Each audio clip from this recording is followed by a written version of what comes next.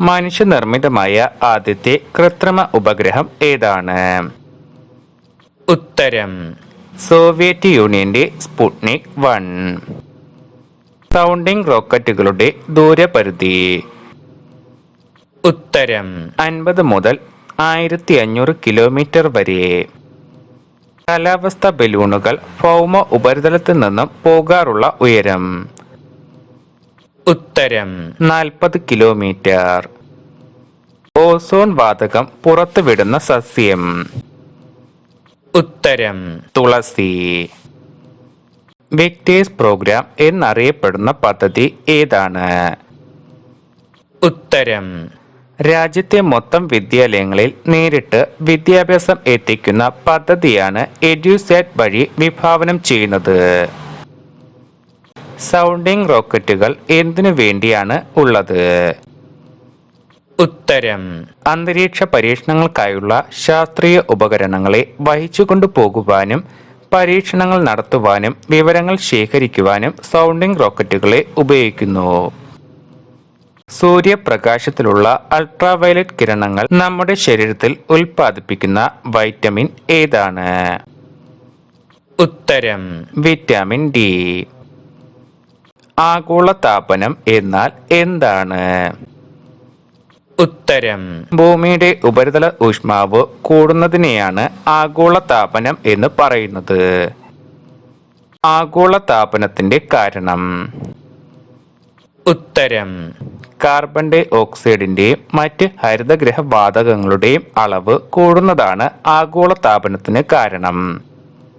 ഹരിതഗൃഹ വാതകങ്ങൾ എന്നാൽ എന്താണ്? ഉത്തരം chloro fluoro carbon, methane, nitrous oxide എന്നിങ്ങനെ ആഗോളതാപനം വർദ്ധിക്കാൻ സഹായിക്കുന്നവയെ ഹരിതഗൃഹ വാതകങ്ങൾ എന്ന് വിളിക്കുന്നു. പ്രപഞ്ചത്തിന്റെ ആഴത്തിലെത്തി നോക്കാനുള്ള ഒരു നാഴികക്കല്ലായ ടെലസ്കോപ്പിന്റെ പേര്. ഉത്തരം ഹബിൾ ടെലസ്കോപ്പ്. ഏറ്റവും വലിയ കെക്ക് ടെലസ്കോപ്പ് എവിടെയാണ്? ഉത്തരം അമേരിക്കയിലെ ഹവായ്. ഷഡ്ഭുജ കോണുകളുള്ള കണ്ണാടികൾ യോജിപ്പിച്ച് തേനീച്ചക്കൂട് പോലെയാണ് ഇതിനെ നിർമ്മിച്ചിട്ടുള്ളത്. ഏറ്റവും ശക്തിയേറിയ ടെലസ്കോപ്പ് ലോകത്തിൽ എവിടെയാണ് സ്ഥിതി ചെയ്യുന്നത്? ഉത്തരം റഷ്യയിലെ കോക്കസ് പർവ്വതനിരകളിൽ.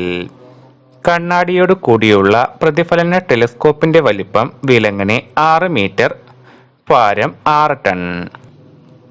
പ്രധാനപ്പെട്ട ശാസ്ത്ര നേട്ടങ്ങൾക്ക് യുനെസ്കോ ഏർപ്പെടുത്തിയ പുരസ്കാരം ഏതാണ്? ഉത്തരം കലിംഗ പ്രൈസ്. ആകാശ സഞ്ചാരത്തിനുള്ള ബലൂണുകളിൽ ഭാരം കുറഞ്ഞ ഹൈഡ്രജന് പകരം ഹൈഡ്രജനേക്കാൾ ഭാരം കൂടിയ ഹീലിയം ഉപയോഗിക്കാനുള്ള കാരണം എന്താണ്? ഉത്തരം ഹീലിയത്തിന് ഹൈഡ്രജനെ പോലെ ജ്വലന സ്വഭാവം ഇല്ല. അന്തരീക്ഷത്തിലെ അപൂർവ വാതകങ്ങൾ ഏതെല്ലാമാണ്? ഉത്തരം നിയോൺ, ആർഗൺ. ഭൂമിയുടെ ബാഹ്യപടലത്തിൽ ഏറ്റവും കൂടുതൽ അടങ്ങിയിട്ടുള്ള ലോഹം. ഉത്തരം അലുമിനിയം. ഭൂമിയിൽ കണ്ടെത്തുന്നതിനു മുൻപ് സൂര്യനിൽ കണ്ടെത്തിയ മൂലകം ഏതാണ്? ഉത്തരം ഹീലിയം. ഭൂമിയിൽ ലഭിക്കുന്നതിൽ ഏറ്റവും അപൂർവമായ ലോഹം ഏതാണ്? ഉത്തരം റേഡിയം. പ്രകാശവർഷം എന്നാൽ എന്താണ്? ഉത്തരം പ്രകാശം ഒരു വർഷം സഞ്ചരിക്കുന്ന ദൂരമാണ് പ്രകാശവർഷം. ശൂന്യാകാശത്തിലെ ഏറ്റവും വലിയ ടെലസ്കോപ്പ്.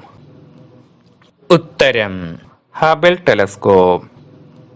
ഹബിൾ ടെലസ്കോപ്പ് എത്ര നാഴിക ദൂരത്തിലാണ് ഭൂമിയെ ഭ്രമണം ചെയ്തുകൊണ്ടിരിക്കുന്നത്? ഉത്തരം 450 നാഴിക ദൂരത്തിൽ. ഹബിൾ ടെലസ്കോപ്പ് ഭ്രമണപഥത്തിലെത്തിയത് ഏത് വർഷമാണ്? ഉത്തരം 1990-ൽ. ഹബിൾ ടെലസ്കോപ്പ് കണ്ടുപിടിച്ചത് ആരാണ്? ഉത്തരം പ്രസിദ്ധ ജ്യോതിശാസ്ത്രജ്ഞനായ ഹബിൾ. 1961 സൗരക്കാറ്റിനെ പിടിച്ചെടുത്തത് ഏത് ഉപഗ്രഹമാണ്? ഉത്തരം നാസയുടെ എക്സ്പ്ലോറർ 10. ഹബിൾ ടെലസ്കോപ്പിന്റെ ജീവിതകാലം എത്ര വർഷമായിരുന്നു? ഉത്തരം 15 വർഷം. സൂര്യപ്രവർത്തന ശക്തിയെ സ്ഥിരമായി നിരീക്ഷിച്ച് സൂര്യനിലെ കണികാക്കാറ്റും ആളിക്കത്തലും ഉണ്ടാകുമ്പോൾ ലോകത്തെ അപ്പോൾ അറിയിക്കുന്നത് ആരാണ്? ഉത്തരം അമേരിക്കയിലെ ശൂന്യാകാശ പരിസ്ഥിതി സർവീസ് സെന്റർ. സൂര്യശക്തിയെ അറിയിക്കാൻ റഷ്യ വിക്ഷേപിച്ച ഉപഗ്രഹങ്ങളിൽ ഒന്നിന്റെ പേര്? ഉത്തരം പ്രോഗ്രനോസ് സ്പേസ് ക്രാഫ്റ്റ്. പ്രോഗ്രനോസ് സ്പേസ് ക്രാഫ്റ്റിന്റെ സവിശേഷത? ഉത്തരം പ്രോഗ്രനോസ് സ്പേസ് ക്രാഫ്റ്റ് 4 ദിവസം ഭൂമിയെ ഭ്രമണം ചെയ്യുന്നു. ഭൂമിയിൽ നിന്ന് 500 കിലോമീറ്റർ വരെ എത്തുന്നു. 2 ലക്ഷം കിലോമീറ്റർ വരെ ദൂരം അത് സഞ്ചരിക്കുന്നു. അടുത്തെത്തുന്നതിനെ പെരിഗി എന്നും ദൂരത്തെത്തുന്നതിനെ അപ്പോഗി എന്നും പറയുന്നു. സൗരക്കാറ്റിനെ പിടിച്ചെടുത്തത് സോവിയറ്റ് യൂണിയന്റെ ഏത് പരീക്ഷണ ഉപഗ്രഹമായിരുന്നു? ഉത്തരം ലൂണ 3. ഭാവിയിൽ നക്ഷത്രങ്ങൾക്കിടയിൽ സഞ്ചരിക്കുന്ന കപ്പലുകൾ കണ്ടുപിടിക്കപ്പെടും എന്ന് 400 വർഷങ്ങൾക്ക് മുൻപ് പ്രവചനം നടത്തിയ ജ്യോതിശാസ്ത്രജ്ഞൻ ആരാണ്? ഉത്തരം കെപ്ലർ. ബഹിരാകാശത്ത് വെച്ച് ജനിച്ച ആദ്യത്തെ ജീവി? ഉത്തരം കാട. പ്ലൂട്ടോയുടെ ഏറ്റവും വലിയ ഉപഗ്രഹം? ഉത്തരം ഷാരോൺ. ലോകത്ത് ഇന്നേ വരെ നിർമ്മിച്ചിട്ടുള്ളവയിൽ വെച്ച് ഏറ്റവും വലുതും ശക്തവും സംവേദനക്ഷമവുമായ റേഡിയോ ടെലസ്കോപ്പിന്റെ പേര്? ഉത്തരം സ്ക്വയർ കിലോമീറ്റർ അറേ. ലോകത്തിലെ ഏറ്റവും ഉയരത്തിൽ സ്ഥിതി ചെയ്യുന്ന വാന നിരീക്ഷണ കേന്ദ്രം എവിടെ സ്ഥിതി ചെയ്യുന്നു? ഉത്തരം ജമ്മു കാശ്മീരിലെ ലഡാക്ക്. ആദ്യമായി ഇന്ത്യയിൽ നിന്ന് വിക്ഷേപിച്ച വാർത്താവിനിമയ ഉപഗ്രഹം? ഉത്തരം ഇൻസാറ്റ് 4CR. ചൊവ്വാഗ്രഹത്തിന്റെ ജീവന്റെ തുടിപ്പ് തേടി അമേരിക്കൻ ബഹിരാകാശ ഏജൻസിയായ നാസയുടെ പേടകം 26 നവംബർ 2011 യാത്ര തിരിച്ചു. ഈ പേടകത്തിന്റെ പേര് എന്തായിരുന്നു? ഉത്തരം ക്യൂരിയോസിറ്റി. ആകാശത്തിന്റെ നിറം നീലയായി കാണുന്നത് എന്തുകൊണ്ടാണെന്ന് കണ്ടുപിടിച്ച ഐറിഷ് ഭൗതിക ശാസ്ത്രജ്ഞൻ ആരാണ്? ഉത്തരം ജോൺ കിറ്റിഡൽ. ആദ്യമായി ടെലസ്കോപ്പ് ഉപയോഗിച്ച ശാസ്ത്രജ്ഞൻ? ഉത്തരം ഗലീലിയോ. തമോദ്വാരങ്ങളെക്കുറിച്ചുള്ള തന്റെ കണ്ടുപിടുത്തത്തിന് നൊബേൽ സമ്മാനം ലഭിച്ച ശാസ്ത്രജ്ഞൻ? ഉത്തരം ഡോക്ടർ എസ് ചന്ദ്രശേഖർ. ഒരു ബഹിരാകാശ ദൗത്യത്തെ നിയന്ത്രിച്ച ലോകത്തിലെ ആദ്യത്തെ വനിത ആരാണ്? ഉത്തരം colonel Eileen Collins. Comet Bappu Bok Newkirk എന്ന ഒരു വാൽ നക്ഷത്രത്തിന് പേര് നൽകിയത് ഒരു തലശ്ശേരിക്കാരന്റെ പേരുമായി ബന്ധപ്പെടുത്തിയാണ്. ആരാണ് ഈ മലയാളി? ഉത്തരം ഡോക്ടർ MK വേണുബാപ്പു. നക്ഷത്രങ്ങൾ വെള്ളക്കുള്ളന്മാരായി പരിണമിക്കുന്നതിനെ പറ്റിയുള്ള ചന്ദ്രശേഖര പരിധി എന്ന സിദ്ധാന്തം അവതരിപ്പിച്ച ശാസ്ത്രജ്ഞൻ? ഉത്തരം സുബ്രഹ്മണ്യം ചന്ദ്രശേഖർ. ബുധന് സമീപമെത്തി വിവരങ്ങൾ ശേഖരിച്ച ബഹിരാകാശ വാഹനം ഏതാണ്?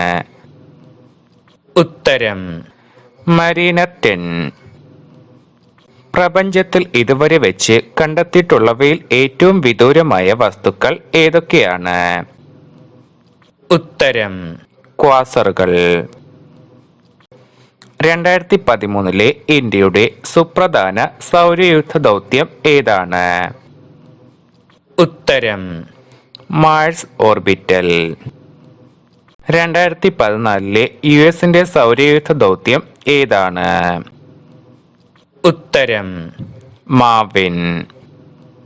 2014 ഇന്ത്യയുടെ സുപ്രധാന സൗരയൂഥ ദൗത്യം. ഉത്തരം അസ്ട്രോസാറ്റ്. 2014 ചൈനയുടെ സൗരയൂഥ ദൗത്യം. ഉത്തരം ചാങ് ഹേ. 2014 സെപ്റ്റംബർ 24 ചരിത്രത്തിലെ റെഡ് ലെറ്റർ ഡേ ആയി വിശേഷിപ്പിക്കുന്നത് എന്തുകൊണ്ട്? ഉത്തരം മാർസ് ഓർബിറ്റർ മിഷൻ വിജയകരമായതുകൊണ്ട്. ഭൗമ അന്തരീക്ഷത്തിൽ ഏറ്റവും കൂടുതലുള്ള വാതകം. ഉത്തരം നൈട്രജൻ.